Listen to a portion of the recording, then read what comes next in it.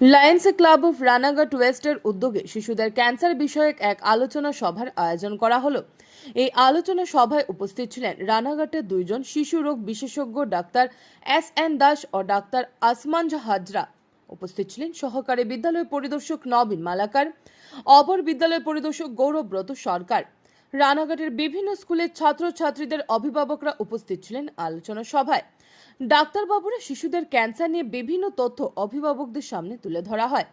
এই দিন প্রশ্ন উত্তরের মাধ্যমে শিশুদের ক্যান্সার বিষয়ক ঝুঁকি, লক্ষণ ও নিরাময়ের বিষয় নিয়ে আলোচনা করা হয়।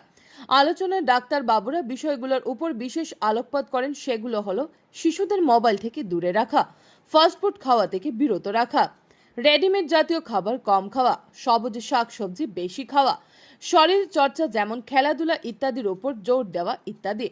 ক্যান্সার প্রথম অবস্থায় ধরা পড়লে তা নিরাময় সম্ভব, তার বিভিন্ন উদাহরণ তুলে ধরা হয় এই আলোচনা সভায়। বর্তমানে শিশুদের ক্যান্সারের ঝুঁকি আগের থেকে বেশি, এই সম্ভাবনার কথা মাথায় রেখে অভিভাবক অভিভাবিকাদের বিভিন্ন ধরনের সতর্ক করা হয়।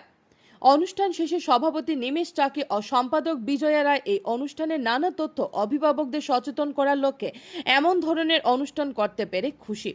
অনুষ্ঠানটি পরিচালনা করেন সম্রাট আচার্য। নদিয়া থেকে বাবুয়া ব্যানার্জি, প্রথম আলোর বার্তা। অ্যাকচুয়ালি আমরা এটা করেছিলাম রানাঘাটের সরকারি স্কুলগুলো যেগুলো আছে, প্রাথমিক স্কুল, সেই স্কুলগুলোর যারা ছোট ছোট বাচ্চা তাদের মা বাবাদের আমরা ডেকেছিলাম স্কুলগুলোকে অনুরোধ করে। মূলত অনুষ্ঠানটা ছিল যে ইদানিংকালে শিশু ক্যান্সার খুব বেড়ে যাচ্ছে, তো সেই শিশু ক্যান্সার প্রতিরোধের জন্য কিছু ব্যবস্থা গ্রহণ করা, তাদের সচেতন করা, কিভাবে সেগুলো কমানো যায়, অর্থাৎ হওয়ার পর প্রাথমিক প্রতিরোধ এবং হওয়ার পর বা হয়েছে তার নির্ণয়ের পরীক্ষা এবং তার পরবর্তী চিকিৎসা। এ বিষয়ে আমাদের দুজন ডাক্তারবাবু ছিলেন, একজন ডাক্তার এস.এন. দাস এবং ডাক্তার আসমান হাজরা। তারা লায়ন্স ক্লাব রানাঘাট ওয়েস্টের এই উদ্যোগে পাশে দাঁড়িয়ে মানুষের বিভিন্ন প্রশ্নের উত্তর দিয়েছেন এবং সচেতন করেছেন। আমার নাম মনোজ আগরওয়াল।